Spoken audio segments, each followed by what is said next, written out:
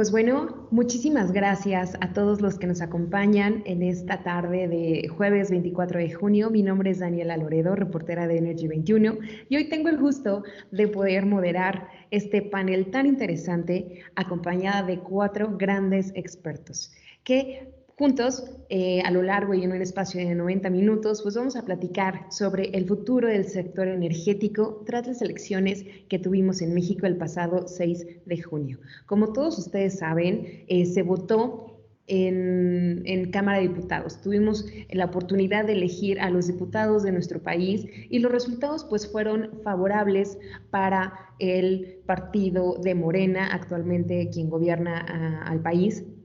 Y dentro de los resultados que manejó el INE, pues Morena tendría entre 190 y 203 curules, seguido por el Partido Acción Nacional, con entre 106 y 117. Ellos tendrían la preponderancia, seguido del Partido Revolucionario Institucional con 63 y 75 curules, mientras que el PRD tiene 12 y 21, el Partido del Trabajo 35 y 41, Movimiento Ciudadano 20 y 27, que son los partidos que actualmente están participando o buscan tener participación en materia legislativa dentro de nuestro país. Pero se han abierto un debate entre que si Morena tiene la mayoría absoluta y que si no, y esto a la vez tiene ciertas repercusiones. ¿Por qué? Porque todo cambio que se haga a la ley primero tiene que pasar a la Cámara de Diputados para después pasar a la Cámara de Senadores, y si en ambas cámaras se tiene una mayoría, entonces se procede con el cambio a la ley que se propone. Esto lo comento ¿por qué? Porque hemos tenido dos casos prácticos. El primero fue el cambio a una modificación a la ley de la industria eléctrica y después una reforma a la ley de hidrocarburos. Estos cambios, efectivamente, bueno, haré un paréntesis, les pedimos a todos los que nos están acompañando que cierren su micrófono para que podamos escuchar con detalle todos los comentarios que aquí se desarrollen. Siguiendo y regresando al punto, el tema que hago pues acotación a esta relevancia de la Cámara de Diputados es que cualquier cambio legislativo que se haga va a tener un impacto dentro del sector. En este caso ya se vieron afectadas las industrias, los participantes que juegan dentro del mercado eléctrico como el mercado de hidrocarburos, y han tenido que recurrir a amparos. Y pues no sé, me gustaría muchísimo arrancar este panel, no sin antes agradecerles y presentar a quienes nos acompañan como panelistas. Primero tenemos a Arturo Carranza, quien es analista del sector energético. También tenemos a María Serna, que es socia en Talanza Energy. Tenemos a Amado Villarreal, quien es director general del Clúster Energético de Nuevo León. Y a Julia González, quien es consejera electa del despacho de abogados González Calvillo. Muchísimas gracias a todos y me gustaría muchísimo arrancar con María Serna para platicar de pues la importancia, no sé, ¿tú crees que con los resultados que les platicaba y pues fueron de estas elecciones, se puede identificar un ambiente de mayor tranquilidad y de certeza para todos los inversionistas que están en nuestro país?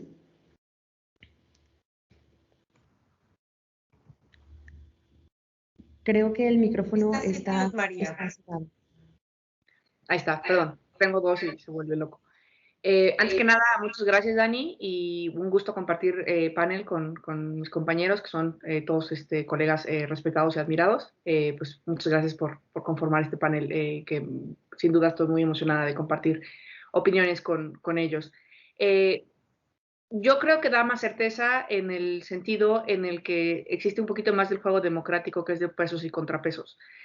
Sabemos que ahorita al no tener la mayoría absoluta por sí solo, bueno, tiene una traba, ya no es en automático las reformas a la Constitución que pudiera plantear, pero tiene una posición en la que se abre mucho a negociación. Y si bien ahorita la oposición ganó algunas legislaturas y algunas sesiones en la Cámara de Diputados, de todos modos se puede concluir, ¿no?, que esto fue un debilitamiento de todos los partidos políticos en lo individual. De la manera en la que se aliaron, pues bueno, se logró que la oposición tuviera esta representación que, bueno, es importante para nosotros y permite más el juego democrático.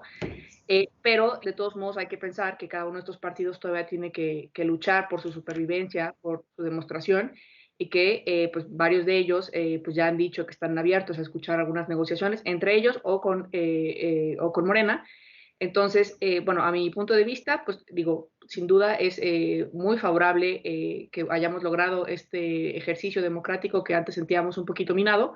Sin embargo, no es absoluta una victoria. Hay un interés que no hay que aminorar de cada uno de los partidos de recuperar fuerza o en algunos de ellos, en el caso, de supervivencia.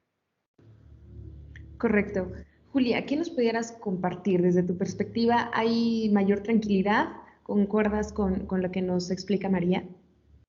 Daniela, para mí este tema es muy interesante porque el presidente nunca pudo, o el partido del presidente nunca pudo por sí mismo aprobar una reforma constitucional. Siempre tenía que pactar con otros partidos en la Cámara de Senadores para hacer esto. Sin embargo, lo logró, ¿eh? Han habido reformas constitucionales en este gobierno. La primera que se me viene a la mente es el tema de la Guardia Nacional, por ejemplo, pero hay otras, ¿no? Que no haya sido en el sector energético, pues esa es otra cosa. Lo cierto es que no hubiera podido hacer una contrarreforma energética a nivel, o aprobar una contrarreforma energética a nivel constitucional sin el apoyo de otros partidos en el Senado. Por supuesto que el tema de que ahora Cámara de Diputados esté más diversificada es bueno. Es bueno simplemente porque en Cámara de Diputados se aprueban temas claves como es el presupuesto, ¿no? La Cámara de Diputados es responsable de todo el tema del dinero y el tema del dinero es básico para todo el país porque las prioridades de los gobiernos ahí es donde más se reflejan, ¿no? En la repartición de la lana. Y por lo que hace a la tranquilidad, pues mira, me parece que esto refuerza algo que a mí, yo nunca lo dudé, que estamos en un país donde los mecanismos democráticos funcionan y donde efectivamente hay cambios y hay pesos y contrapesos. ¿Y por qué quiero decir que los pesos y contrapesos funcionan? Porque los que estamos en el sector energético sabemos que ha habido una avalancha de amparos, no solamente respecto a las modificaciones a la ley de la industria eléctrica, la ley de hidrocarburos, sino también a todas las disposiciones generales que están por abajo. No solamente han habido amparos. Y esto es algo que a mí me encanta platicar. Han habido otras muestras de los contrapesos, como son las acciones de inconstitucionalidad, que el Senado presentó una acción de inconstitucionalidad, nada más en el sector energético, ¿eh? No nos vayamos a PANAUT y otros temas controversiales. La Cámara de Diputados presentó una acción de inconstitucionalidad en contra de la ley de la industria eléctrica y en contra de la ley de hidrocarburos. Pero además, no solamente es la Cámara Alta quien ha peleado estas decisiones. También son órganos con facultades para presentar controversias constitucionales. COFECE presentó una controversia constitucional en contra de la modificación a la ley de la industria eléctrica. Ya había presentado una en contra de la política de confiabilidad de CENER. Y el gobierno de Colima también presentó una controversia constitucional en contra de la ley de la industria eléctrica. A mí lo que me gusta resaltar de estos ejercicios es que por más que muchas veces creamos que nuestras instituciones no necesariamente están ahí, sí lo han estado presentes todo el tiempo y este ejercicio democrático viene a resaltar eso. Muchísimas gracias, Daniela. Ok, muchas gracias por este análisis en la primera intervención. Creo que nos va a dar mucho de qué hablar más adelante. Y bueno, le voy a dar la palabra a Arturo Carranza, quien también pues tiene un mapeo de todo el sector energético y nos puede compartir desde el punto de vista pues como analista cómo ve o tiene esta perspectiva de cómo va a mejorar el hecho de que haya una diversificación y justo se haya ampliado esta posibilidad de partidos políticos. Gracias, Daniela. Bueno, empezaría primero por soltar algunas cifras en términos de resultados electorales y de la conformación del Congreso. Bueno, ya las diste tú brevemente, pero primero déjame partir por la Cámara de Diputados, que está conformada por 500 legisladoras y legisladores, y para lograr una reforma constitucional tienen que conseguir cualquier coalición política, cualquier partido tiene que alcanzar la cifra mágica en la Cámara de Diputados de 333 legisladoras y legisladores. Tú al principio comentabas que en la Cámara de Diputados el presidente y su coalición legislativa están por abajo de esta cifra mágica de 333 legisladores.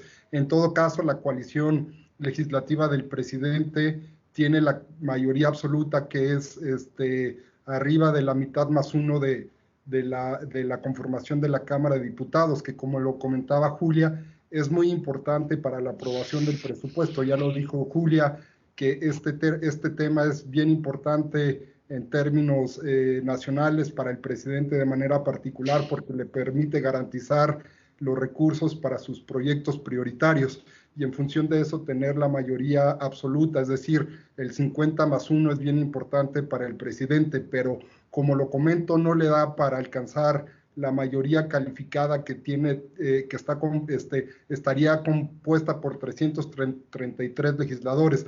Ese es el número mágico que necesita el presidente para sacar en la Cámara de Diputados cualquier reforma constitucional. Por cierto, Daniela, el presidente nunca ha tenido, ya lo dijo también Julia, nunca ha tenido la mayoría calificada en la Cámara de Diputados ni en el Senado.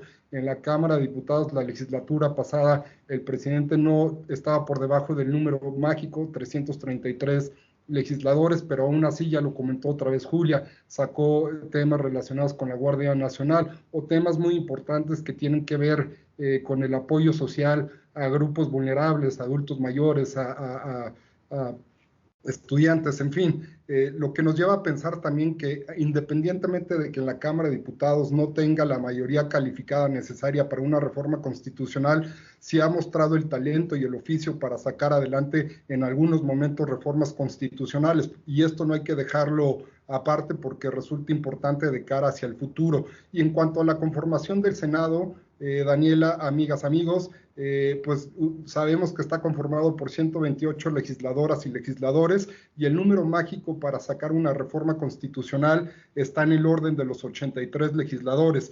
Actualmente el partido de Morena y su coalición legislativa está por debajo de este número mágico, tiene 77 legisladores, si tomamos en cuenta a los partidos de Morena, del Verde Ecologista, del PT y de Encuentro Social, le da el 77, está ligeramente por debajo, lo que nos lleva a pensar también que tendría que existir, lo dijo María en un principio, la necesidad de, digamos, de esforzarse o en términos de diálogo para lograr sacar una reforma constitucional. De cara a esto y de manera de síntesis, Daniela, bueno, me gustaría decirte que el presidente y su coalición legislativa, uno, no tienen la mayoría calificada necesaria para una reforma constitucional, dos, nunca la han tenido y aún así han sacado reformas constitucionales en los 3 años pasados, y tres, estaríamos esperando que para estos próximos 3 años el presidente plantee reforma constitucional, ya lo dijo de manera particular a la industria eléctrica, y en este sentido los momios, aunque son inciertos, creo que, o sea, en términos de que es poco probable que transite, dada la conformación del Congreso, una reforma constitucional, yo no la descartaría. Correcto. Amado, ustedes como participantes y pues como representantes de todo lo que es el clúster energético de Nuevo León, ¿cómo sienten estos resultados electorales? Gracias por la invitación y gracias por compartir este panel. Bueno, yo creo que básicamente nosotros lo que vemos es que de alguna manera el electorado redujo la participación del partido Morena al final. Creo que la alianza que formó este bloque opositor, que se le ha llamado PRI, PAN, PRD, al final ganaron algunas participaciones adicionales. Esto, como ya se mencionaba ahorita, aleja un poco más a esta mayoría calificada para poder lograr una reforma constitucional. Sin embargo, estoy de acuerdo en que eventualmente pues, pueden pasar.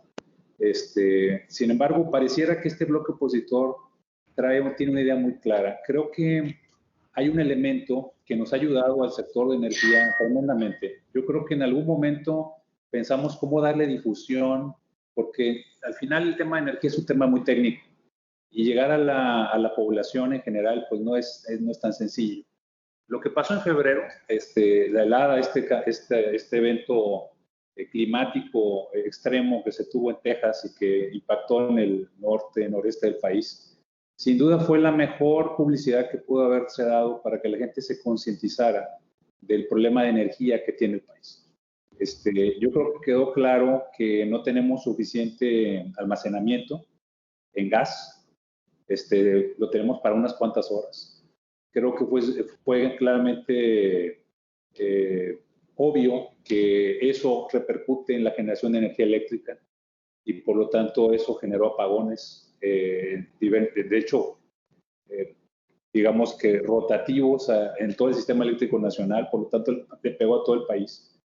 De tal forma que nos dimos cuenta que la energía es un elemento muy importante y que el Estado por sí solo no lo puede sacar adelante.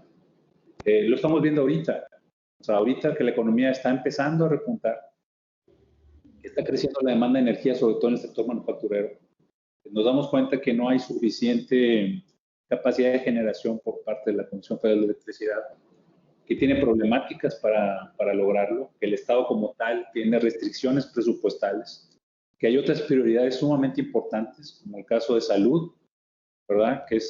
Y el caso de educación, que es, la verdad, no hemos dimensionado el rezago que estamos padeciendo en esta pandemia.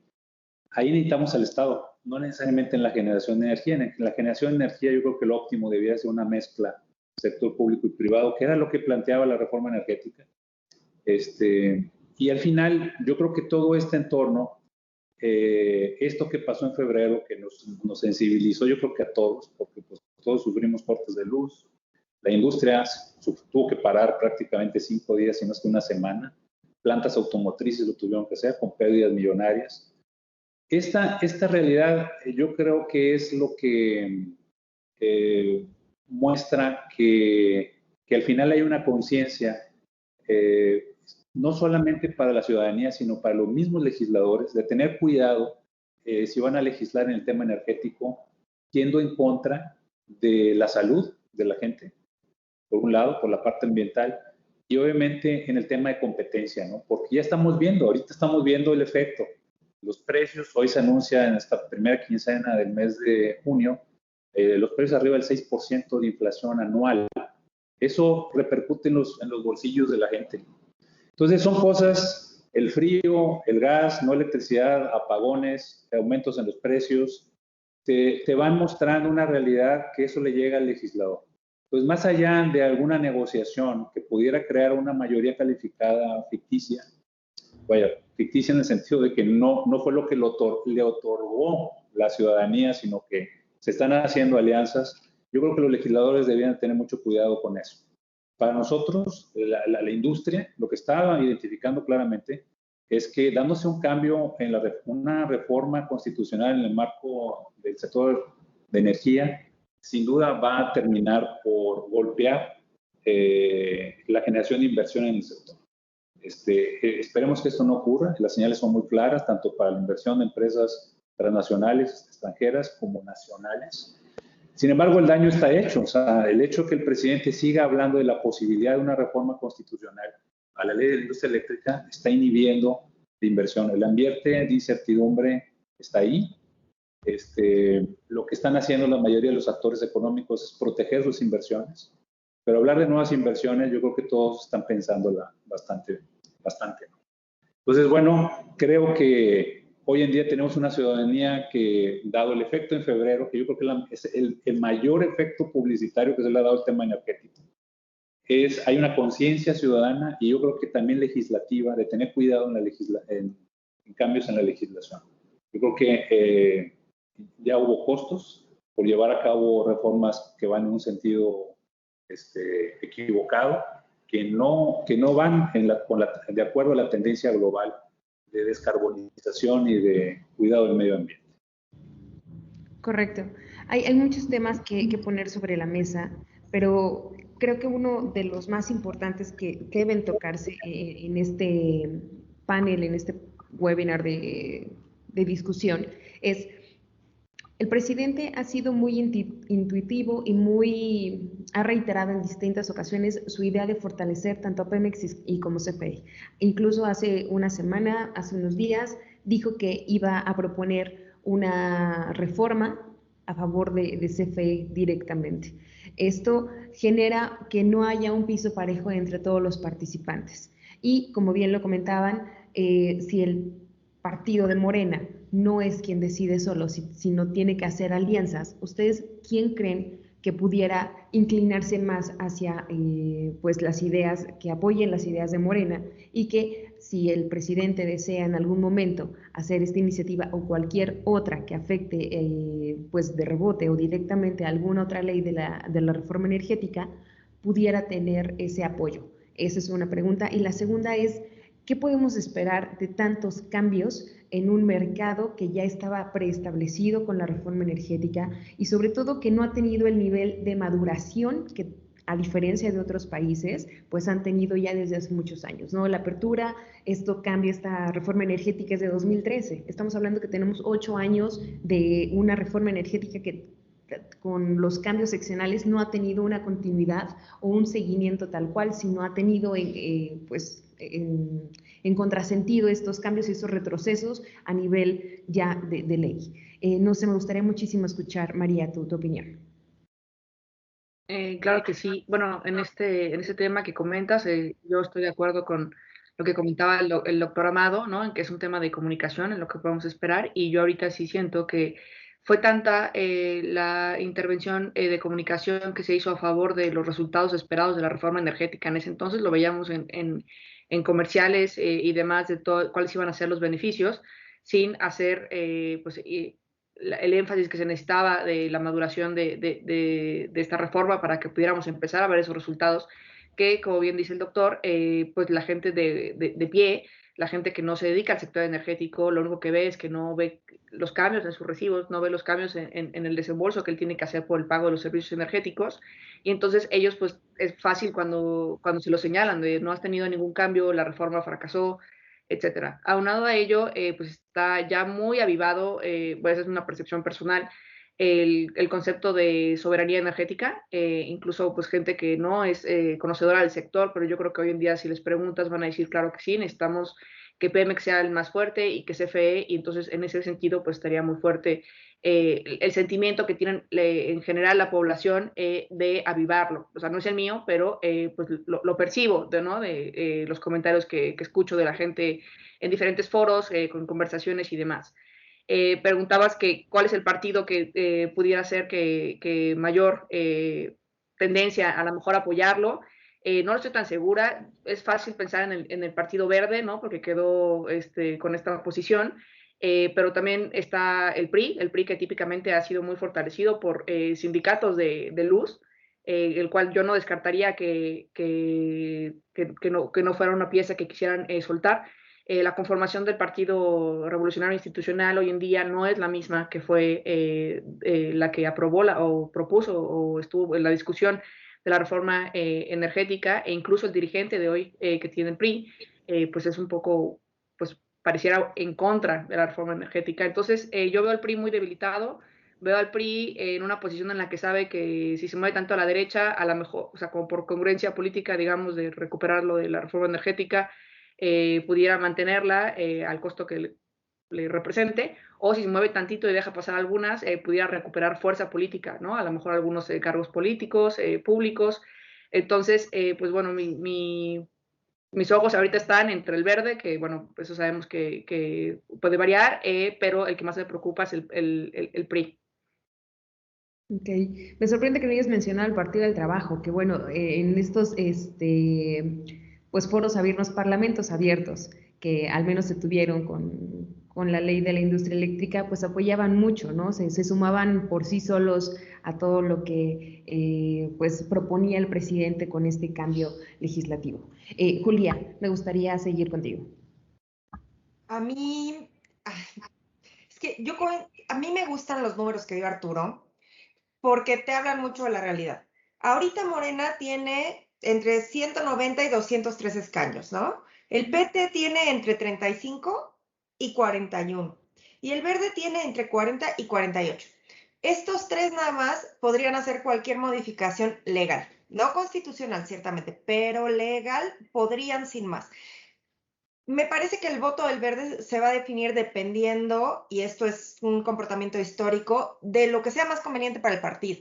Entonces, no lo sumaría inmediatamente a Morena, sino lo sumaría a lo que sea más conveniente para el partido en ese momento. Y de las votaciones de las leyes anteriores, en el Senado también pueden modificar la ley sin mayor apoyo, porque, por ejemplo, la ley de la industria eléctrica, 42% de los senadores votaron en contra. O sea, eso quiere decir que 58% que no ha cambiado, podría presumirse que van a votar también a favor de cualquier modificación a este sector.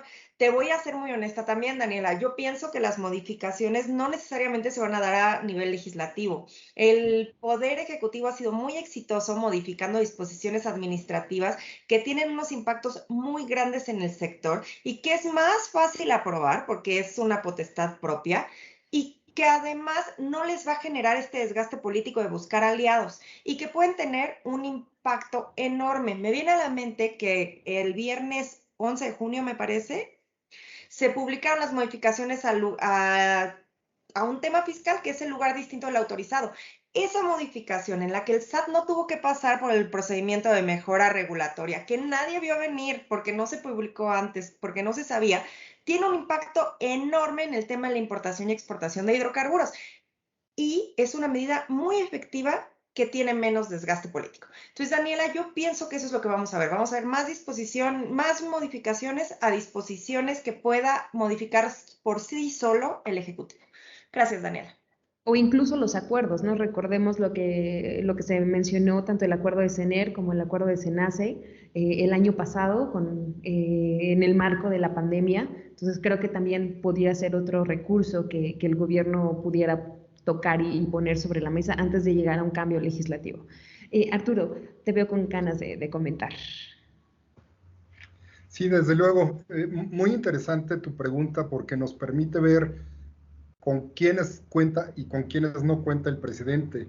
Y yo sí soy un convencido de que cuenta con los partidos que acompañaron este proceso electoral a Morena, de manera particular al PT, al Encuentro Social, aunque ya va en la Cámara de a nivel nacional perdió el registro, pero en la Cámara de Senadores mantiene 4 senadores.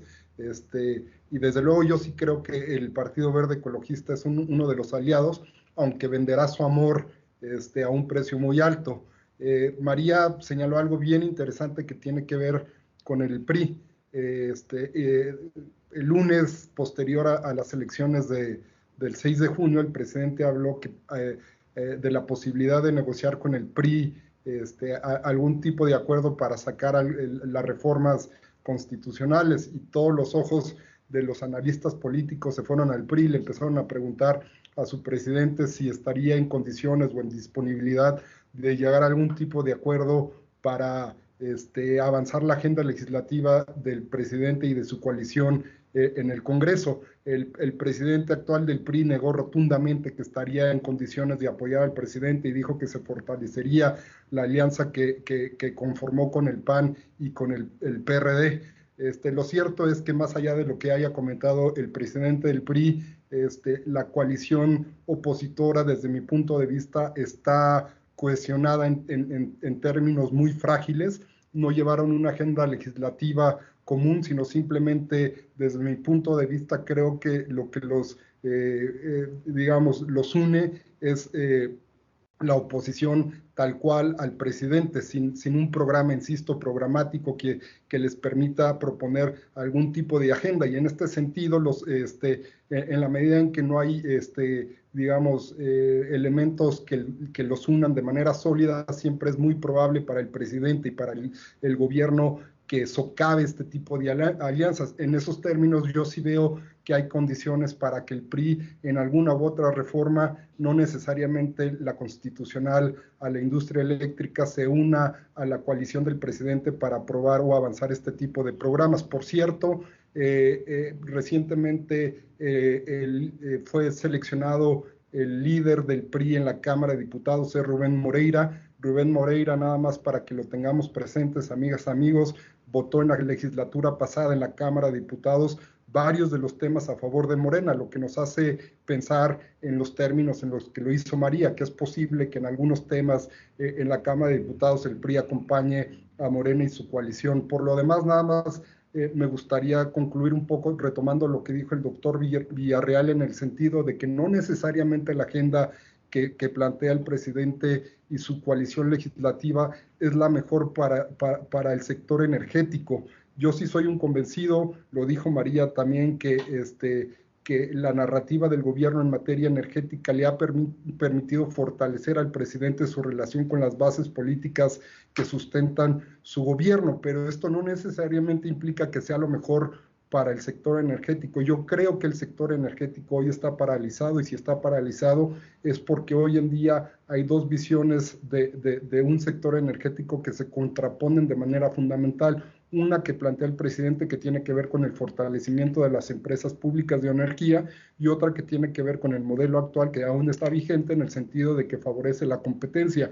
Y creo, desde mi particular punto de vista, que lo mejor para el país actualmente es favorecer la competencia. Correcto. Esto me da una pauta y una pregunta para Julia con respecto a la regla 2.41 de la importación y exportación de combustibles, pero bueno, más adelante lo vamos a tocar como una de las implicaciones pues más recientes, ¿no? Que tal vez no han tenido como mucho auge. Y Amado, platícanos, desde tu perspectiva, ¿cómo ves esta parte? Mira, yo creo que sin duda estoy de acuerdo en el tema de que el presidente ha tratado de sacar una rentabilidad política y sigue, digamos que apostándole esa rentabilidad política en el tema de energía. Sin embargo, no estoy muy seguro qué tan rentable está resultando, porque en la elección federal, que tiene que ver con la parte de los diputados, primordialmente, o sea, la Cámara de Diputados, pues no necesariamente avanzó. O sea, avanzó en territorio a nivel de los gobiernos locales en estados, pero no necesariamente a nivel federal. Entonces, yo creo que, no estoy muy seguro, él creo que quien esté asesorando, cree que es ahí donde está el tema de rentabilidad política, pero creo que se está equivocando, ¿no? Ahorita que hablábamos del tema de las disposiciones administrativas, que yo creo que es muy acertado el comentario. Sin duda, recientemente sale esta disposición del SAT para las cuestiones de comercio exterior, y sí le da un trato diferenciado y de privilegio a Pemex y a las empresas paraestatales, versus la situación de trato con el sector privado en términos de comercio exterior. Pero estas disposiciones administrativas, y con esto nos vamos a las disposiciones, por ejemplo, del SENACE a finales de abril del año pasado, y a las disposiciones que ha habido en materia de petrolíferos, por ejemplo, también. La verdad es que todas estas disposiciones han sido impugnadas. Los jueces han resuelto. Por eso se tuvieron que ir hacia las reformas de las leyes secundarias, porque las disposiciones administrativas no fueron suficientes, fueron impugnadas, fueron resueltas a favor del particular, tanto en lo particular como en lo general, para aplicación general. Entonces, todo esto en realidad te muestra que no era el camino. Por eso meten una reforma con carácter prioritario en febrero a la ley de industria eléctrica. Hacen lo mismo a finales prácticamente de marzo, si mal no recuerdo, de la ley de hidrocarburos. Para lo que se supone que debía ser administrativo, lo tratan de meter en la ley, ¿sí? Pero cuando vas legalmente en contra de los derechos del usuario, del contribuyente, del ciudadano, pues bueno, la ley está trabajando. Todas las impugnaciones están ahorita siendo lista de espera en la Suprema Corte de Justicia de la Nación, y todo esto está todavía por definirse. Entonces seguimos en esa arena jurídica que tiene obviamente ya su peor efecto en inhibir la inversión, aparte del discurso constante de ir en contra de la promoción de la inversión del sector privado. Pero al final siento que ese camino incluso que se acaba de seguir por parte del SAT, por la parte de comercio exterior, pues ya está siendo mencionada y se va a impugnar en términos de competencia, ¿no?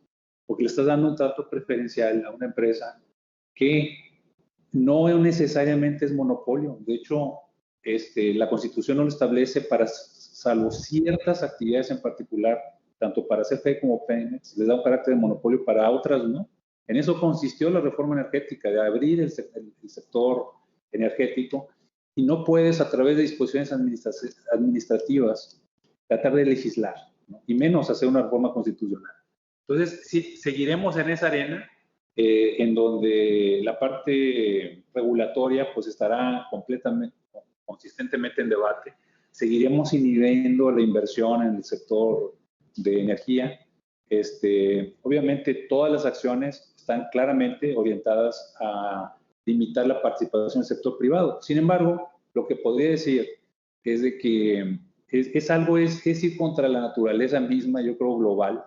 El entorno que teníamos antes, hace algunos años, no iba acompañado, o iba acompañado de un presidente estadounidense que era pro energías fósiles, Donald Trump, y ahora tenemos un presidente completamente distinto en Estados Unidos, donde se está aliando con países europeos y asiáticos hacia una ola de favorecer las energías limpias.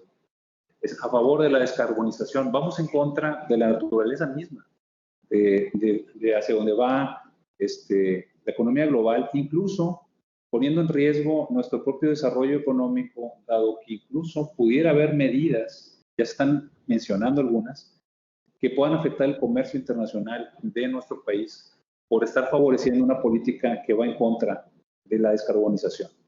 Entonces, este conjunto de elementos es nada más para ponerlo en el contexto de que si hablamos de un partido aliado al presidente que le quieran seguir apostando a la rentabilidad política del tema energético, yo lo dudaría. Incluso este partido bisagra que ha resultado el Partido Verde, que muy de conveniencia dependiendo del sexenio en el que se ha estado, pues sería iría contra su propia naturaleza, ¿verdad? Que supuestamente está promoviendo la ecología y demás, ¿no?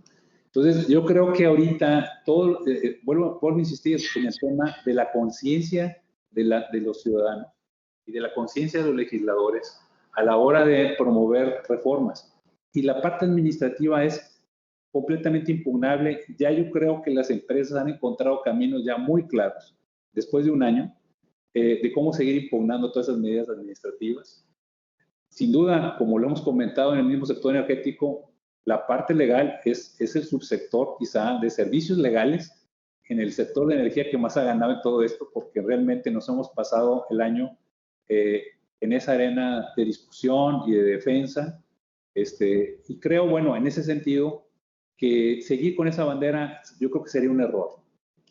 No es solamente un error hacia adentro, hacia ciudadanía. Yo creo que la ciudadanía votó y va a venir pues otras confrontaciones a nivel federal en donde si se sigue en esa línea, creo que pues se seguirán perdiendo posiciones, porque yo creo que la tendencia es muy clara. Las presiones van a seguir existiendo, y yo creo que tan es así que el discurso ahorita no va orientado al tema energético. O sea, si acaso la reforma energética que se pretende meter en la ley, para el caso del sector eléctrico, a nivel constitucional, yo la siento más como una bandera política más, pero no necesariamente con una intención verdaderamente efectiva. ¿Sí? Creo que el daño ya está hecho, se están cuidando las posiciones de las empresas paraestatales. Sin embargo, algo que tienen las empresas, si ustedes no me dejan mentir, es que la innovación, el desarrollo tecnológico y las tendencias tecnológicas ahorita globales están permitiendo que aprovechar estos nichos de mercado que justamente la reforma energética nos ha dejado. Entender cómo funciona el mercado energético y cómo participar en esos nichos en donde el desarrollo tecnológico sigue creciendo.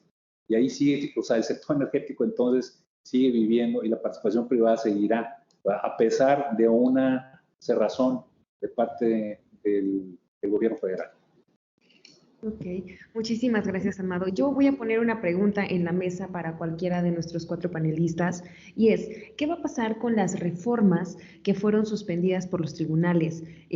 ¿Ustedes consideran que van a poder concretarse o de alguna manera el gobierno va a buscar otro mecanismo para, pues ahora sí, definitivamente concretarlas? Quien guste puede contestar, los micrófonos están abiertos. Daniela, si me permites, a menos que alguien quiera intervenir, me parece que va a depender de cada acto en específico, ¿no? Por ejemplo, el acuerdo SENACE. El acuerdo SENACE se suspendió, pero ya se están ganando los juicios de amparo y en estos casos los jueces federales determinaron que SENACE no tenía facultades para expedir este acuerdo. Es el acuerdo que prohibía las pruebas preoperativas. Esa disposición en específico, por ejemplo, se retomó en la ley en las modificaciones a la ley de la industria eléctrica, como mencionó Amado, y están otra vez suspendidas por los dos jueces en materia de competencia económica. El Ejecutivo, y todos lo leímos en el periódico, presentó una solicitud de que estas suspensiones se atrajeran por parte de la Suprema Corte y después la retiró. Entonces, no esperamos que estas suspensiones sean resueltas de fondo por la Corte, sino por los tribunales colegiados. También hay 2 tribunales colegiados especializados en materia de competencia económica. En este sentido, estos tribunales han sostenido algunas suspensiones generales y hay otras que ha dicho que no, que tendrían que ser solo para las empresas, porque tradicionalmente la suspensión es solo para las empresas. Sí han mantenido suspensiones generales, como por ejemplo todas las de los amparos presentados por Greenpeace, por considerar que es el medio ambiente el que se protege y que por tanto, dado que Greenpeace tiene un interés legítimo, estas suspensiones se deben mantener. Casos distintos, estos amparos de la ley de la industria eléctrica se van a resolver de fondo en la Corte, porque la misma ley de amparo prevé que para las revisiones en los juicios de amparo, y esto quiere decir el juicio de amparo ya terminó, ya se dictó una sentencia en la que se estudia la constitucionalidad de una ley, si estas sentencias se recurren, siempre resuelve la Corte en términos de la ley de amparo. Y con la modificación constitucional bastará que la Suprema Corte de Justicia de la Nación resuelva un precedente con mayoría de 8 votos para que ese precedente impacte lo que se resuelva en el resto de los juicios de amparos. Entonces estamos en una época muy interesante porque hay muchas reformas pasando y estamos en el sector energético y a veces somos como caballitos, pero no vemos que hay un montón de reformas que nos están impactando, como es esta reforma al Poder Judicial. Entonces, Daniela, no quiero acaparar más tiempo, pero sí creo que tendríamos que estudiar cada uno de los casos específicos para poder platicar qué creemos que va a pasar en cada uno. Muchas gracias. Ok. ¿Alguno más le gustaría complementar esta pregunta? Yo no sé si complementar, no creo que pueda aportar más de lo que ya aportó Julia, pero me gustaría un poco dejar a la mesa y a la audiencia que tomen en cuenta los diferentes actos que se han logrado, ¿no? Algunos que son vía administrativa, que como dijimos, pues la facultad la tiene y es más sencilla, algunos que se han tenido que llevar a la reforma legislativa para pues blindarlos más. Aún así, estos actos todos han sido impugnados y todos pues se logra alguna suspensión de alguna manera y demás. De aquí a que se resuelvan estos plazos, tanto en amparos, las revisiones, las controversias y demás, yo no sé si termine ahorita que haga una nueva reforma, ya sea legal o vía administrativa, etcétera, si alcancemos a ver la implementación de la reforma que él está planteando. Entonces, yo más bien pensaría que él lo sabe, ¿no? Porque incluso hemos visto que dice que va a pedir una reforma constitucional para evitar amparos y demás. Yo creo que ya sabe que tiene el tiempo encima, ¿no? Porque el tiempo de resolución de todos estos asuntos y todo el camino hasta que ya se vuelve definitiva es bastante amplio. Yo creo que algunos incluso, bueno, él a lo mejor platicando ahí con miembros del Poder Judicial, pudieran tratar de que se recorten un poco algunos plazos, ¿no? Pero las controversias y las acciones de inconstitucionalidad pues son súper largas. Entonces yo creo que ya no tiene el tiempo de alcanzar a que si manda otra iniciativa de reforma o administrativa o legal, que va a seguir el mismo caso, ¿no? Como comentaba el doctor, ya saben las empresas de, bueno, te puedes pedir una suspensión, ya muchos argumentos incluso es como casi es el mismo y lo puedes nada más un poco adecuar. No sé si alcancemos a ver esta implementación de las reformas al modelo energético que él pretende. Ok. Arturo, Amado, ¿algún comentario adicional? Y también me gustaría poner sobre la mesa algo que Amado comentó hace rato. Se ha visto que esta avalancha y ola de amparos ha sido el recurso más práctico o el que tienen a la mano todos los privados que tienen alguna afectación directa o indirecta con todos estos cambios legislativos. Sin embargo, pues ha sido una constante. Hemos visto que empresa se ampara, se hace la suspensión y se espera hasta que termine el juicio para poder proceder de alguna manera. Pero esta constante choque y recursos de amparo me lleva a preguntarles qué necesidad hay de empezar una judicialización del sector energético. Porque aunque se ha abogado por el diálogo, no se ha podido concretar. ¿Por qué seguimos luchando justamente Estado con privados en lugar de trabajar de la manera conjunta por alcanzar pues, un objetivo en común, que es justo tener una soberanía energética que le dé a todos los mexicanos lo que buscan? Un precio de combustible de calidad a un buen precio y una tarifa eléctrica justa. Lo voy a poner sobre la mesa para cualquiera de los cuatro.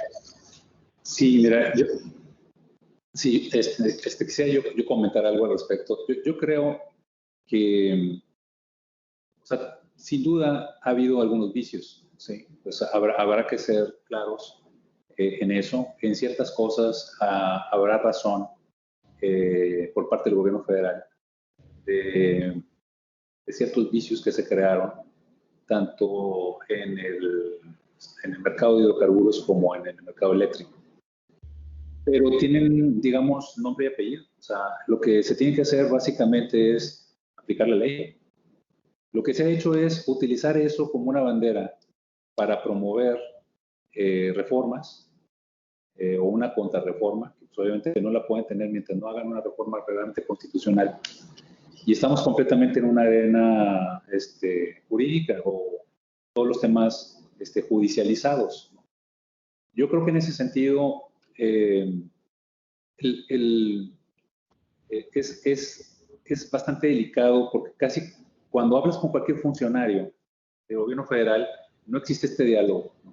Es muy escaso el diálogo, es muy escasa las mesas donde se puede trabajar sector público y privado, salvo a nivel más alto de cúpula privada, pero no hay estas reuniones que antes se tenían de intercambio con diferentes cámaras industriales para hablar de proyectos de infraestructura, para hablar de proyectos de desarrollo, no solamente sectorial, sino regional. Entonces, realmente esa comunicación, créanme, no hay. Los proyectos básicamente estaban orientados a ciertas prioridades del gobierno federal. Y todo esto, al final, creo que preocupa significativamente. Y la razón por la cual preocupa más es que antes de la reforma energética había un diagnóstico muy comentado en el sentido de que Pemex y CFE, o vaya el sector eléctrico como el sector de hidrocarburos, eran motores o anclas de la economía. Entonces, el sector eléctrico y el sector de hidrocarburos se convirtieron a través de los años en anclas del crecimiento económico. Y la discusión siempre estuvo ahora por qué la economía no crece más del 2% promedio anual. ¿Sí? Y encontramos que el problema era ese. El problema era que eran monopolios públicos, que estaban atadas a las finanzas públicas del gobierno federal, que siempre existía una restricción presupuestal y que eran empresas que no se podían modernizar y que por lo tanto no podían facilitar el crecimiento del resto de las cadenas productivas. Háblese del sector automotriz, háblese del sector electrodoméstico, háblese del sector aeroespacial, háblese de todos los sectores de manufactura, maquinaria y equipo, etc. Entonces, si se habían convertido en anclas, había que quitar esas anclas para promover un mayor crecimiento económico. La reforma energética, ese era el objetivo que tenía. ¿Sí? Cuando ahorita estamos dando otra vez vuelta para atrás, pues bueno, el crecimiento me limito a decir que en 2019 tuvimos un crecimiento prácticamente del 0%. En 2020 tuvimos un crecimiento negativo entre el 8, 8.5, casi 9%. En lo que va este año estamos viviendo un rebote, ¿verdad? Producto de la pandemia, y el crecimiento sigue estando limitado, o sea, sigue siendo el reto.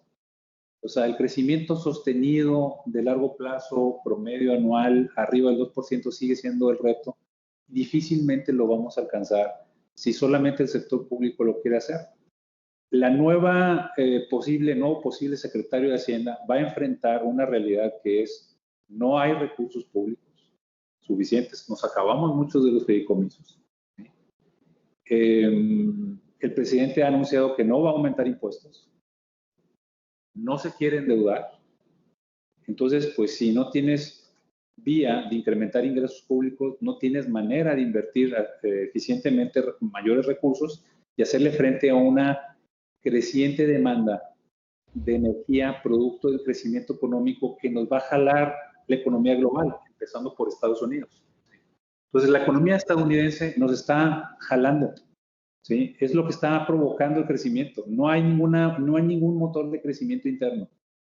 Ni la refinería de Dos Bocas, ni el Tren Maya, ni el aeropuerto Felipe Ángeles son motores de crecimiento nacional, ¿sí? Porque no hay una política de infraestructura nacional.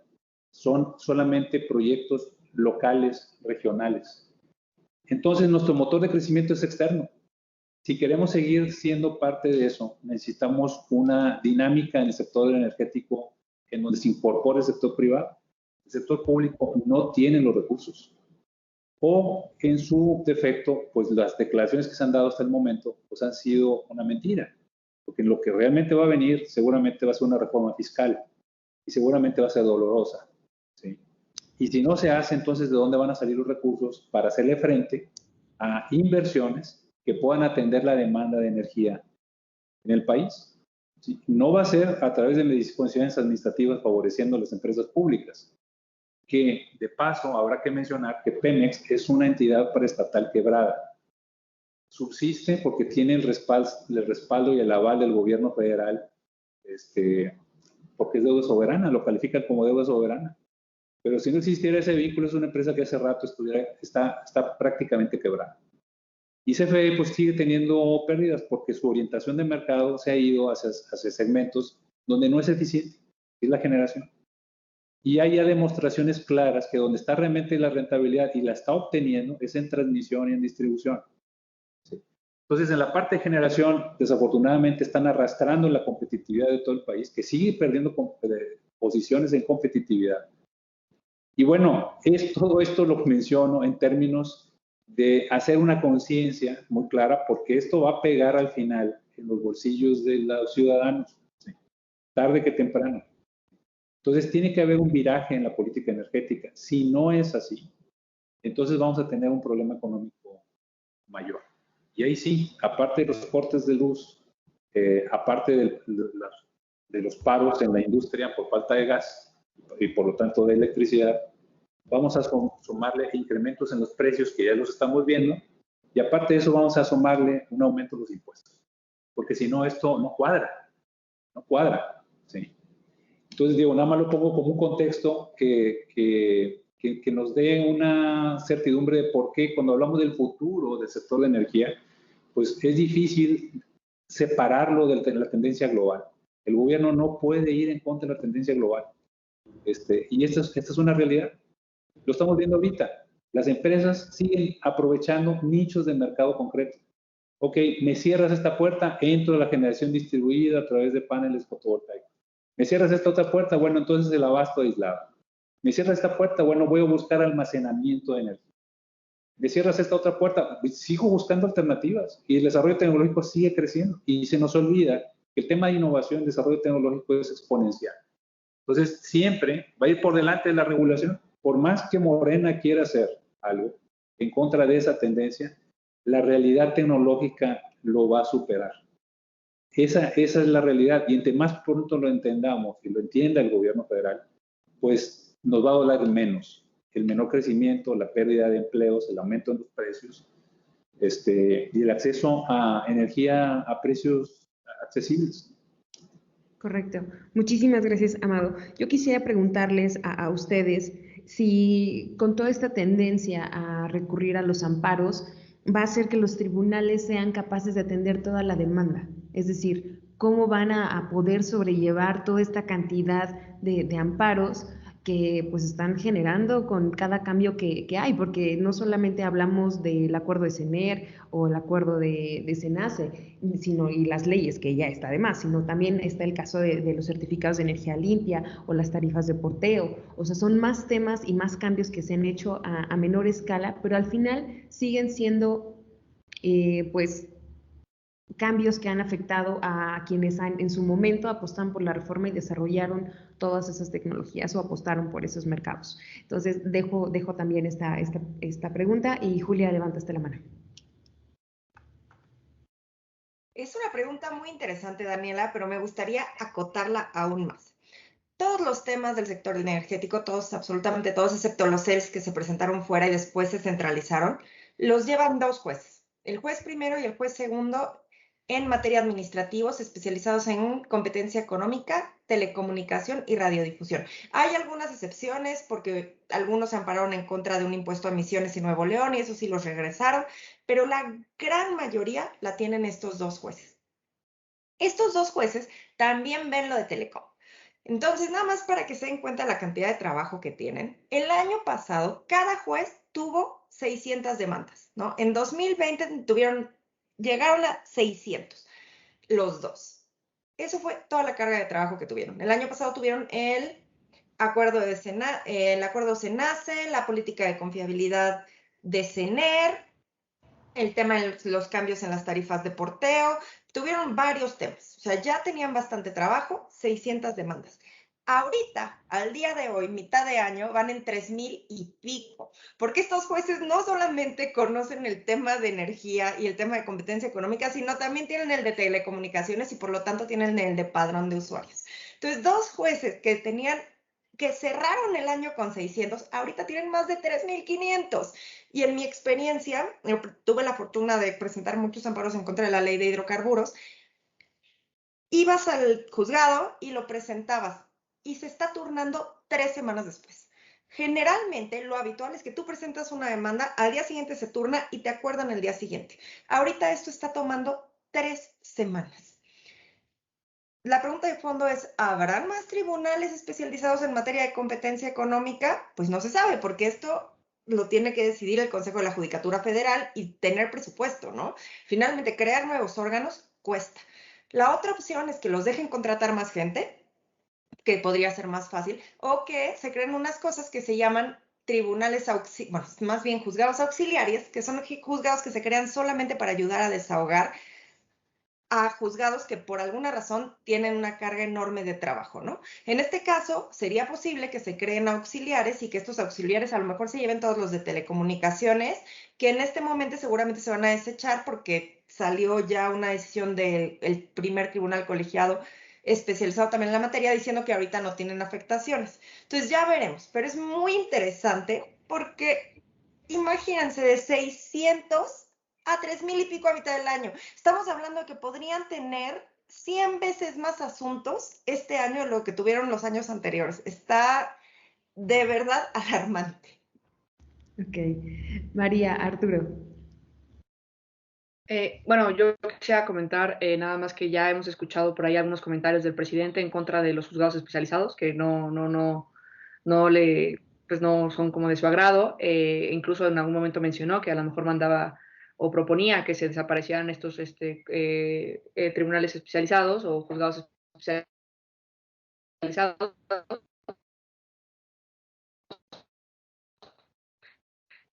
Y pues bueno, eso por el temor que implica, ¿no? Porque pues justamente si se han elegido estos manejar asuntos de sectores de especialización y saber hasta, aunque te manden mañana la regulación de otro sector que no manejas tú, pero un poquito saber manejarlo. Entonces, pues una de las salidas, que espero que no, pero pues bueno.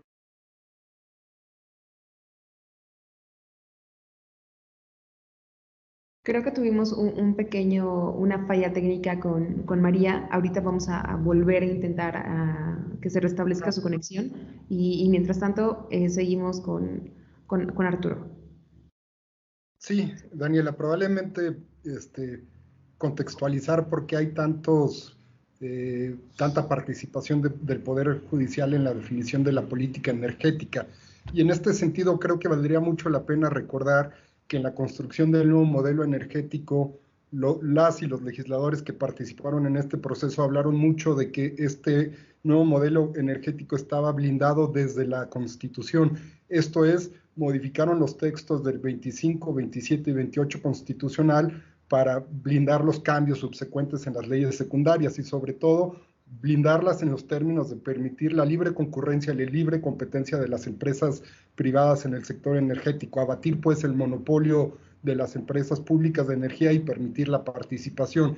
Y en este sentido es que cuando el presidente ha planteado la modificación de las leyes secundarias o cuando ha modificado en términos de sus facultades la normatividad del Ejecutivo, como estas mismas leyes secundarias o como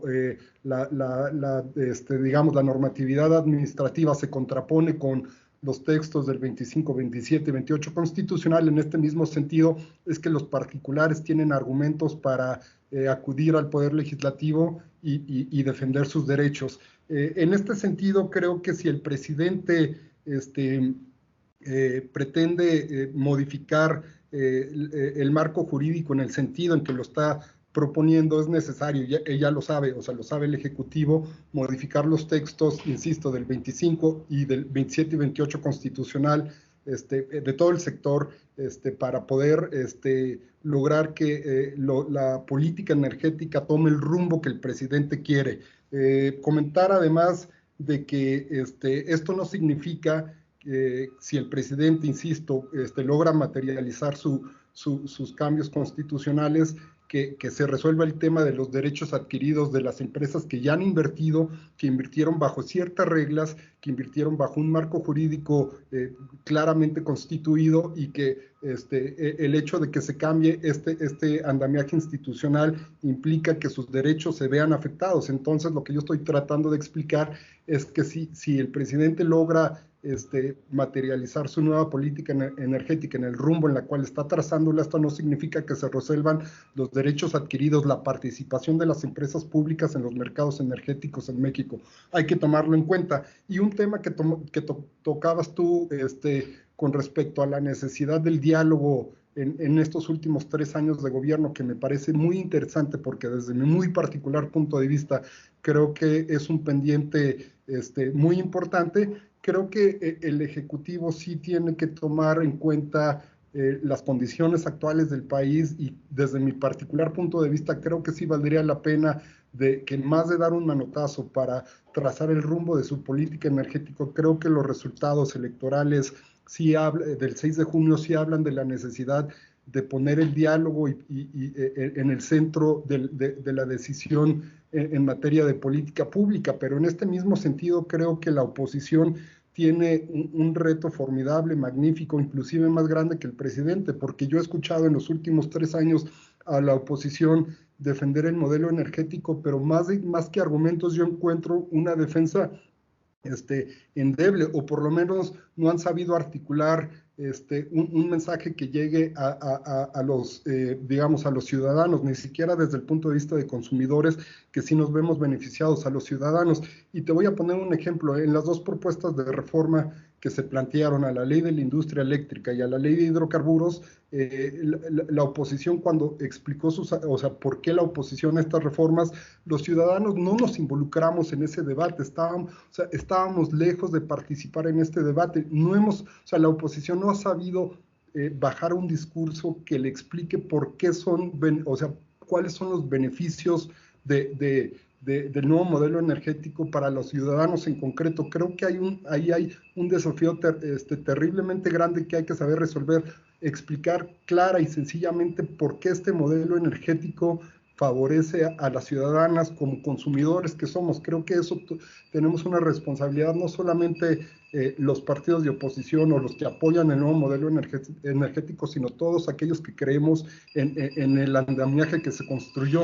Y en este sentido, nada más para terminar, creo que ya me extendí mucho, yo tengo la impresión de que el gobierno está quemando sus naves y que la oposición también está quemando sus naves en términos de que ambos han estirado mucho la liga y que los argumentos se contraponen de una manera impresionante y que ya hay poco espacio para el diálogo, y esto es poco beneficioso porque hay que tomar en cuenta que a final de cuentas en el 2024 va a empezar una nueva historia y es necesario que el país avance y retome un rumbo de recuperación actualmente, o que retome un rumbo de competencia de cara a un mundo global que compite ferozmente en todos los mercados, y creo que lo que menos nos conviene es que se polaricen las cosas como están actualmente, y lo que más nos conviene es impulsar el diálogo y la negociación.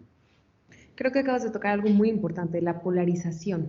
y este enfrentamiento que se ha tenido de considerar todo lo neoliberal como mal. Creo que, pues sí, como dice Amado, había vicios, no todo fue tan perfecto y hay cosas que se pueden cambiar, todo es mejorable, sin embargo hay que tener como esa disposición para hacer una crítica y ver justamente o identificar los puntos que se pueden cambiar y modificar y empezar a trabajar en ello.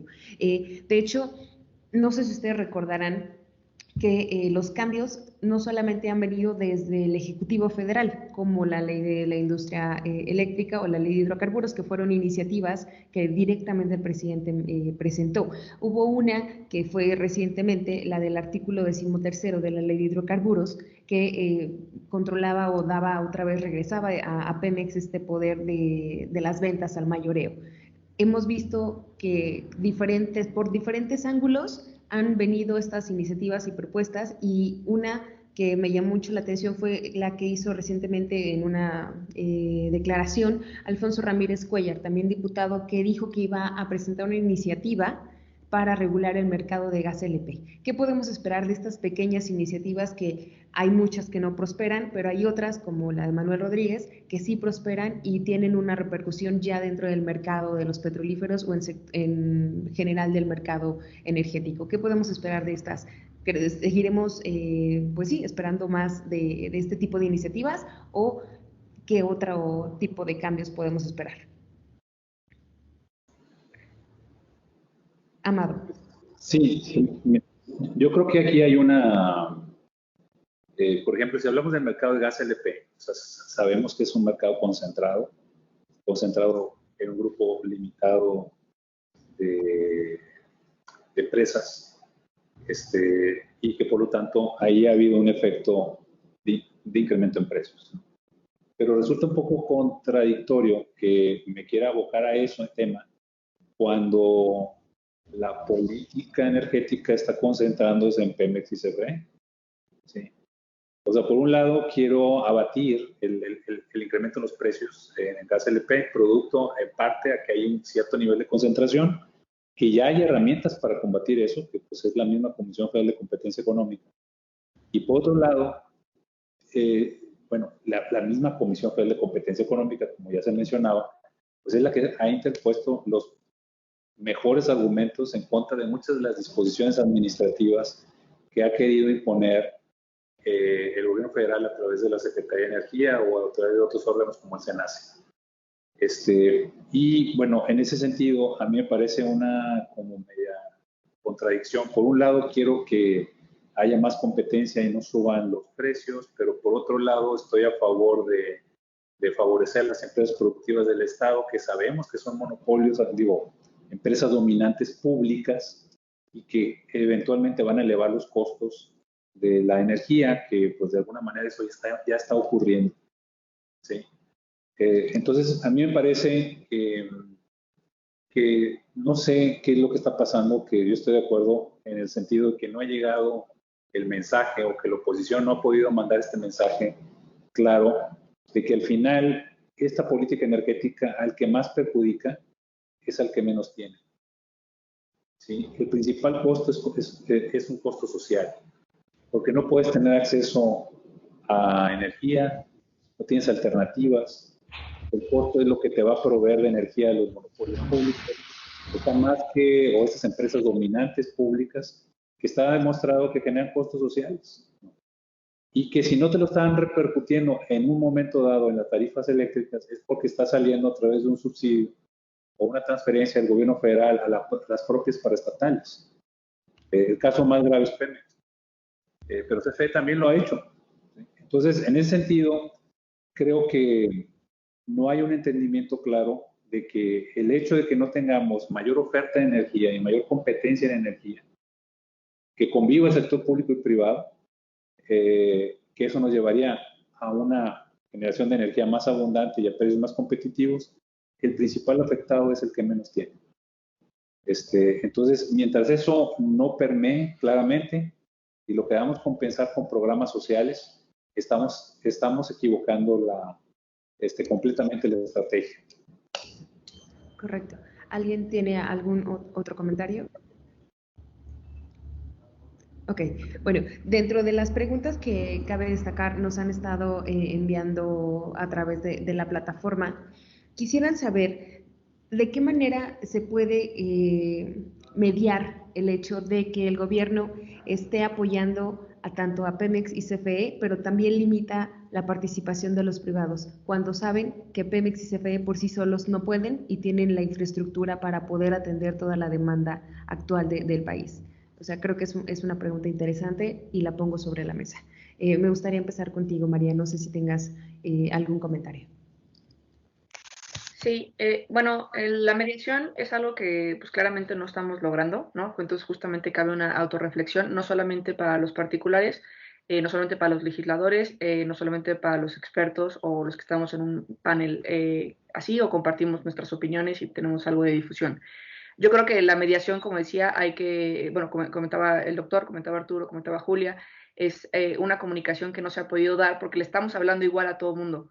Le estamos hablando igual a los diputados, que no todos son expertos en el sector energético, le estamos hablando igual a los jueces y le estamos hablando igual al ciudadano. Yo he escuchado, ahora que hubo los parlamentos abiertos en las reformas de la industria eléctrica y todo, días y días de participación de los mejores expertos, las mejores voces, todo el mundo participando y se estaban peleando porque cambiaron una afirmativa ficta a una negativa ficta. O sea, yo creo que esto es hasta básico de negociación o sea, deja ir la negativa ficta. O sea, hay mejores cosas por las cuales pelearnos y de los 15 minutos que tienes, estamos escuchando que estás diciendo que es un retroceso, que sí lo es, cambiar a negativa ficta. Entonces, yo creo que más bien deberíamos un poco, pues, jugar ya en saber que el discurso viene se va a cambiar y más bien fijarnos en aquellas cosas que no te puedo dejar pasar o que sí quisiera que me escucharas y de una manera muy sencilla y con mensajes, el mismo fondo de mensaje, pero muy diferenciado a quién le estamos hablando. Estos ejercicios de parlamento abierto que hubo, pues fueron muy enriquecedores, pero yo los escuchaba y yo haciendo un poco el ejercicio como si yo fuera un espectador más, ¿no? Como si yo no supiera del sector. Entonces escuchaba las opiniones a favor y eran blanco, y escuchaba las opiniones en contra y eran negro. Y yo decía, pero es que no encuentro, o sea, nadie, los que participaron, nadie dio el camino de cómo se podría esto, pues incluso mediar. Entonces luego escuchamos comentarios de los propios legisladores de no le cambiamos ni una coma, bueno, solamente escuchamos a aquellos que estaban a favor de nuestras ideas. Y no los culpo, porque incluso cualquiera de nosotros que alguna vez ha tenido que ir a tratar de argumentar con un juez, con una autoridad y demás, uno sabe que uno no puede llegar con la tarea de, esto te salió de tal resultado, pues a mí me salió 4 y tú encuentras cómo llegué al 4 para que lo arregles. O sea, le tienes que dar el camino completo casi de fírmale aquí. Evidentemente no querrá, ¿no? Él lo revisará, pero no podemos llegar nada más sin soluciones. Entonces, hablar de la mediación, hablar de la mayor comunicación y demás, obviamente es importante, es lo que más tenemos que hacer, es la salida que tenemos, pero no estamos hablando del medio, que es donde todos estamos fallando, no solamente el gobierno, no solamente los jueces y no solamente los legisladores, todos nosotros mismos no estamos dando esa solución, estamos yéndonos a pelearnos con toda cosita que no nos gusta, cuando yo creo que deberíamos escoger mejores batallas y facilitar el entendimiento de nuestros argumentos, porque están muy bien explicados con los mejores técnicos especialistas y demás, sin considerar que no es la voz que están mencionando, que están usando para mandar el mensaje, no la reciben la mayoría. Yo creo que la reciben los que son igual de técnicos y que dicen, pues, está bien, pero la mayor parte de la gente no entendió qué se quiso decir. Sí, es correcto. Y creo que también ahí tuviera mucho que ver la disposición por escuchar y, pues, no sé, aceptar que hay un camino distinto al que se ha proyectado de un inicio, ¿no? Creo que también eso tiene mucho que ver y tan es así que para la ley de hidrocarburos no hubo parlamento abierto, ¿no? Dejémoslo así solamente. Y bueno, Julia, me interesa mucho escuchar tu opinión. A mí, yo coincido con María. Yo creo que los que trabajamos en el sector energético hemos hecho un muy mal trabajo explicándole a los consumidores cuál es su rol en todo esto. Y creo que es todo, creo que todo el mundo, lo mismo el gobierno, que las empresas, que los que nos dedicamos a trabajar en este sector, porque al final del camino la política energética o la reforma constitucional se dio de fondo, para tener energía más barata y menos contaminante. Y por alguna razón, la gente que se va a beneficiar, que somos todos los mexicanos que le ponemos gasolina al coche y que prendemos la luz todos los días, no lo entiende. Entonces coincido con María, creo que sí tendríamos que hacer todos un ejercicio por democratizar este conocimiento energético y explicar por qué sí importa que apaguen una planta solar o sí importa que cierren las importaciones en los hidrocarburos. Creo que todos tendríamos que hacer un esfuerzo porque los consumidores entiendan cuál es su rol en la cadena de valor en el sector energético. Claro, y que no se tengan que esperar hasta que haya un apagón para entender que las plantas, si no tienen este insumo o este energético, no pueden trabajar de una manera correcta y por eso no hay suficiente pues, electricidad para atender toda la demanda del país. No creo que hay que evitar ese tipo de casos tan prácticos para poder informar y que todos estemos pues enterados de cómo funciona este sector energético y se involucren y como decía María, pues no compren pues un discurso, ¿no? Más allá que ellos tengan ese poder de decisión y de crítica, de decir si está funcionando o no está funcionando. Creo que suma muy bien a sus dos comentarios. Arturo, Amado, no sé si tengan algún comentario de esto y sobre todo tal vez responder un poco, ¿no? El hecho de por qué se está bloqueando a la IP, se está ahuyentando esta inversión y se le está dando un papel muy importante a Pemex cuando sabemos que por algo se hizo una reforma energética, ¿no? Porque justamente las dos empresas no estaban, pues valga el término, no estaban dando el ancho para atender las necesidades del país. Sí, Arturo, te sí, adelante, Arturo. Gracias. Bueno, el presidente ha explicado con dos argumentos lo que tú preguntas, Daniela, en el sentido de por qué rescatar al sector energético y por qué fortalecer a las empresas públicas de energía. Su primer argumento, que está asociado en la parte más elemental de su narrativa, tiene que ver con el hecho de que argumenta el presidente que el fortalecimiento de estas dos empresas públicas de energía le van a permitir mantener los precios de los bienes y servicios energéticos sin incrementos más allá de la inflación anual. Ese es el primer argumento, insisto, desde la parte más elemental de la narrativa. En un segundo argumento, un poco desde un sentido más abstracto y desde el entendimiento del poder y del ejercicio de gobierno, el presidente argumenta que dos empresas públicas de energía fortalecidas le van a permitir al Estado mexicano producir, distribuir y garantizar bienes y servicios energéticos a toda la población de manera justa y equitativa. Es decir, esa es la concepción de un Estado mexicano que reafirma el principio del Estado, su participación a costa, eso sí, de otros intereses. Y en función de esto es el que el gobierno ha decidido emprender esta política energética en el rumbo en la cual lo ha trazado. Lo cierto es que un poco lo que tú decías, esto conlleva un dilema. Más presencia del Estado implica menos participación de las empresas particulares de energía.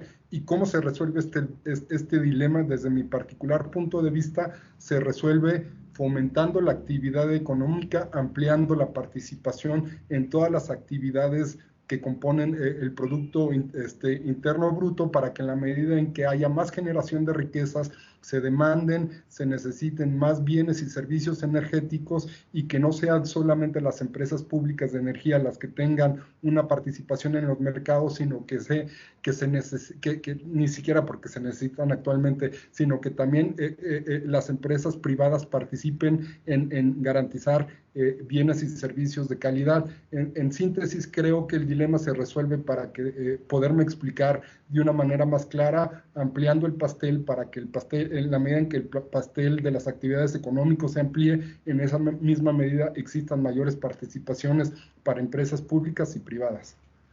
Correcto. Muchísimas gracias, Arturo. Y escuchamos finalmente a Amada. Sí, mira, hay un tema, a mí me llama mucho la atención y yo creo que esto da una idea de que la política energética ahora sí que está politizada, está claramente politizada. Es una bandera que está... No sé si esto le esté funcionando, yo tengo dudas de que le esté funcionando y que le vaya a seguir funcionando, la verdad. Porque la realidad económica se va a imponer y esa realidad, como ya comentaba, tiene que ver con precios, tiene que ver con que sea accesible esta energía, tiene que ver con que al final tenga acceso el que menos tiene a estas facilidades.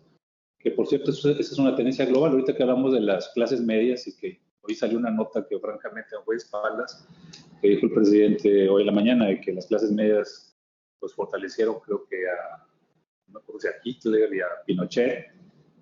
A mí me parece increíble que ahorita la tendencia global, y México está dentro de esa tendencia global, es el crecimiento de esa clase media.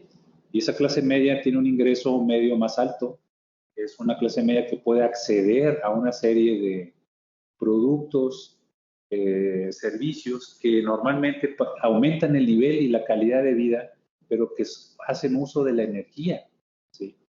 Entonces, la tendencia global es a una sociedad que tiene un nivel de ingreso medio mayor, en donde México está insertado en eso, y que va a demandar más energía, pero su calidad de vida la va a acceder en la medida que esta energía sea menos costosa, sea más eficiente, más asequible, y obviamente provenga de energías limpias.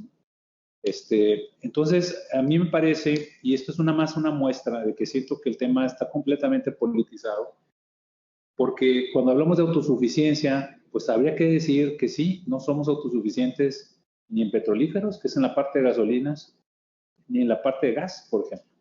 Sin embargo, le estamos poniendo atención nada más a la parte de gasolinas, con la refinería esta de Dos Bocas y toda esta orientación de política, pero en el tema de gas no. ¿Por qué una cosa sí y otra no? Me parece que se cree que la solución del desarrollo económico en el sur-sureste del país, que trae un rezago, sin duda, comparado con el centro-norte del país, se cree que la solución es destinarle más recursos a un sector de energía como este. Y me parece que es equivocado. En el caso del gas, también tenemos una dependencia importante de Estados Unidos. Y ahí todavía la dependencia es más dura porque pues, ese gas entra por ductos. Entonces, pues la cercanía es lo que nos hace depender de Estados Unidos. En el caso de gasolinas, puedo importar gasolinas a través de embarcaciones de cualquier parte del mundo. Bien, nos fuimos por defender o resolver esa parte de autosuficiencia, que es un término completamente de economía política, no de economía. Y lo que está haciendo es irnos por esa vía, pero a la vez porque yo creo que está pensando que es la manera en que puede desarrollar el sur-sureste. Y no se quiere ir por la parte del gas, porque la parte del gas donde están los yacimientos de gas primordialmente están en el noreste del país. Coahuila, Nuevo León, Tamaulipas, norte de Veracruz, está toda la cuenca de Burgos, donde tenemos suficiente gas, podríamos explotarlo. Y no solamente generar gas para depender menos de gas, sino generar toda esta cuestión de cadena de valor agregado en petroquímicos, que todavía multiplica por 3 la riqueza, si se pudiera extraer ese gas. Y me queda claro porque vean ahorita lo que está pasando con la consulta pública del Senagas. Uno de los puntos centrales de esta consulta pública tiene que ver con almacenamiento. Dice, bueno, pues si no puedes extraer el gas porque no estoy de acuerdo con el fracking, entonces resuélvelo con almacenamiento. ¿Sí? Y entonces promover inversión en almacenamiento para seguir importando el gas y almacenarlo. Pero en el caso de petrolíferos, en el caso de las gasolinas, ¿por qué no pienso igual? Pues ¿para qué pongo otra refinería si tengo un sistema nacional de refinación ineficiente? Bueno, pues resuélvelo con almacenamiento también, ¿no? Lo más contradictorio es lo que está pasando ahorita en este momento. O sea, el precio del petróleo está a niveles de $70 por barril. Hace un año estaba en 0. Llegó a estar en 0, si no es que en negativo. En negativo. ¿Sí? Entonces, bueno, ¿cómo es posible que ahorita donde lo que te es más rentable es exportar petróleo, no refinarlo? Está clarísimo. Bueno, seguimos insistiendo en utilizar esa producción para refinarla cuando no tenemos un sistema nacional de refinación competitivo, moderno y ni siquiera configurado para el tipo de petróleo pesado que produce el país. Entonces, es estar insistiendo, vuelvo a repetir, el secretario de Hacienda que vaya a quedar, creo que entiendo que es este señor Ramírez de la O, pues va a ver las cuentas tan claras, ¿no? O sea, esto no tiene vuelta de hoja. O sea, simple y sencillamente tienes que meterte en los mercados donde ganas y salirte de los que pierdes. Y si no te sales de los que pierdes, pues tendrías que invertir. Pero si no tienes recursos, ¿cómo le vas a hacer? ¿Sí? Entonces, esa es la realidad que estamos viendo. Y yo creo que hay un error si se está pensando que desarrollar el sur-sureste es a través de este tipo de proyectos. Lo que necesita el sur-sureste es el desarrollo de capacidades. Y bueno, ahí está, ahí les recomiendo un premio Nobel de Economía, Angus Deaton, que habla que, bueno, pues el Nobel precisamente por ver los temas de pobreza, y decía, bueno, principalmente lo que tienes que hacer como básico es desarrollar capacidades.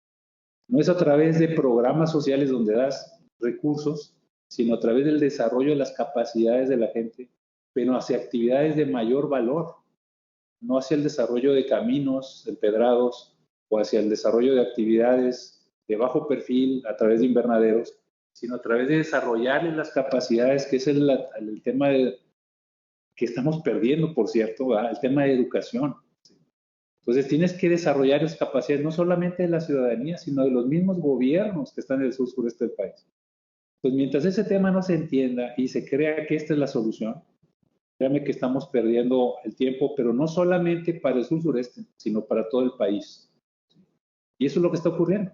Vamos a terminar este año creciendo, dicen que alrededor de un 5%, no habremos de haber recuperado ni siquiera el nivel de actividad económica que teníamos en 2018, antes de que entrara esta administración, y muy probablemente no la vamos a recuperar, sino quizás hasta el final del sexenio de esta administración. Pues habremos tenido un sexenio como un sexenio perdido, que lo único que lo puede rescatar, curiosamente, es el comercio internacional, gracias al Tratado de Libre Comercio que tenemos con Estados Unidos y Canadá. Correcto. Pues se me fue realmente muy rápido el tiempo, creo que la conversación estuvo muy amena, con muchos puntos de vista muy interesantes, y voy a entrar ya en la última ronda, que es pedirles un comentario final sobre cómo ustedes proyectan el futuro del sector energético. ¿Esperan que haya más cambios a nivel legislativo, que es como pues lo que podemos esperar, o al menos eso nos marca la tendencia que ya hemos vivido? Vamos a arrancar esta ronda con Julia, precisamente.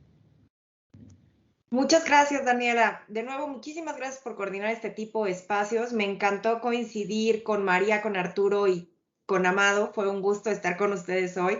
Dicho eso, yo espero, como comenté en alguna de las participaciones, que se sigan modificando sobre todo las disposiciones administrativas.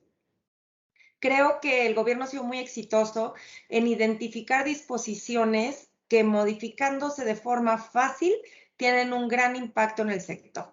Sí que yo esperaría esto, y sobre todo esperaría que se empiecen a resolver todos los temas judiciales, ¿no? Este año sale el ministro Franco. El ministro Franco fue uno de los 4 ministros que votó por declarar inválida ciertos numerales de la política de confiabilidad. Entonces, su reemplazo va a ser interesante ver quién es, porque como bien se ha dicho a lo largo de esta conversación, el sector está judicializado.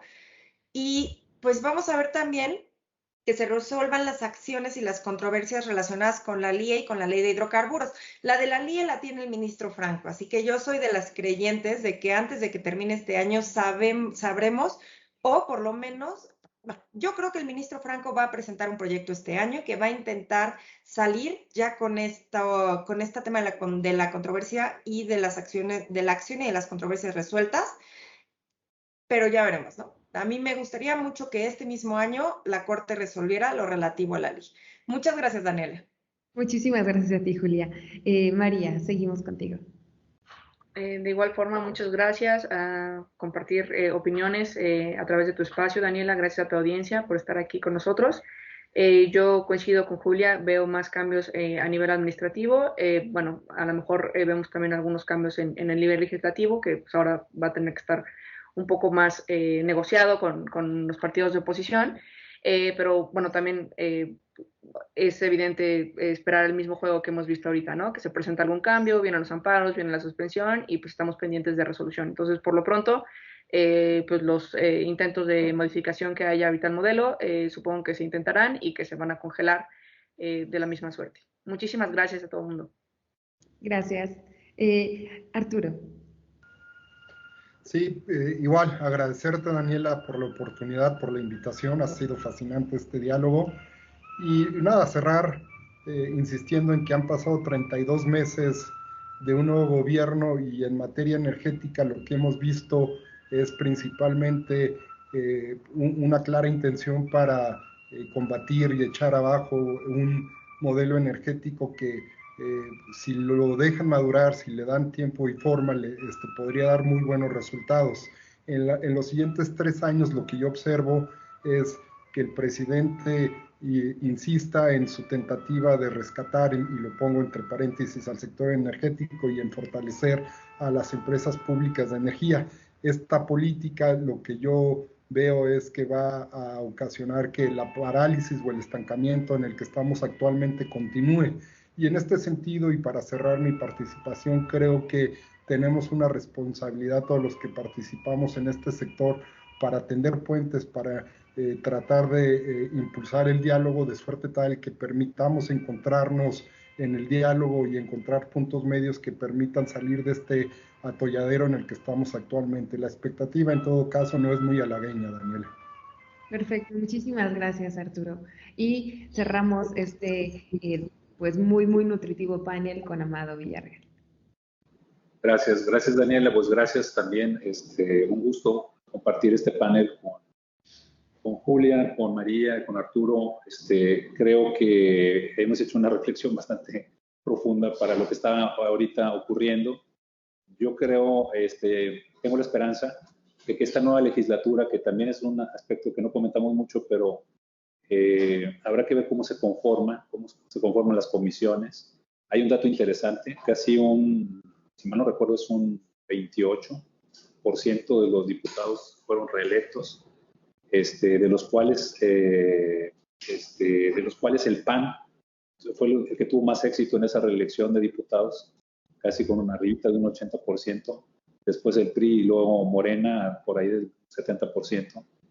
Y quizá yo creo que ante la pregunta ¿qué podemos hacer? Creo que va a haber una nueva legislatura, habrá que estar cerca de ellos, hacerles llegarles la información. Me parece que los diputados plurinominales que por ahí se mencionan, por ahí hay varios que tienen un perfil muy técnico, por lo tanto probablemente el nivel de la legislatura sea mayor y mejor para poder dialogar y llevar los temas a la mesa. Yo confío en eso. No sé si estoy en el número exacto, por aquí lo tenía anotado, pero sí es un 28% de los diputados fueron reelectos y de los cuales un 87% de los que tenía el PAN lograron reelegirse, que fue el partido que el mayor número de diputados logró reelegir, después el PRI con un 73% y luego Morena con un 71%. Eso habla de que vamos a tener una legislatura pues un poquito más madura, probablemente en conocimiento. Los plurinominales pudieran, algunos de ellos, técnicamente alimentar de buenas ideas, y creo que podría venir una legislatura en la cual se pueda replantear muchos temas, y yo esperaría que podamos enriquecer el debate, la discusión, la sensibilización, sobre todo con la ciudadanía, que apoyamos todos para hacer llegar este mensaje pues a los ciudadanos que son los que al final se van a ver afectados por desempleo, incremento en precios, falta de energía, que es lo que estamos desafortunadamente ya viendo, y que esperemos que esto lo podamos revertir pues para bien de todos. Correcto. Pues por el bien de todos como mexicanos, esperemos que este diálogo avance, que en lugar de que sigamos en esta confrontación, justamente se abra ese espacio de colaboración. Pues me dio muchísimo gusto haber estado con ustedes este pequeño momento de la tarde, y pues nada, les agradezco nuevamente que hayan aceptado la invitación, y pues a ustedes que nos siguieron a través de esta transmisión, les recuerdo que va a quedar disponible en nuestro canal de YouTube Energy 21. Mi nombre es Daniela Loredo y como siempre fue un gusto haber moderado este panel. Nos vemos y excelente tarde.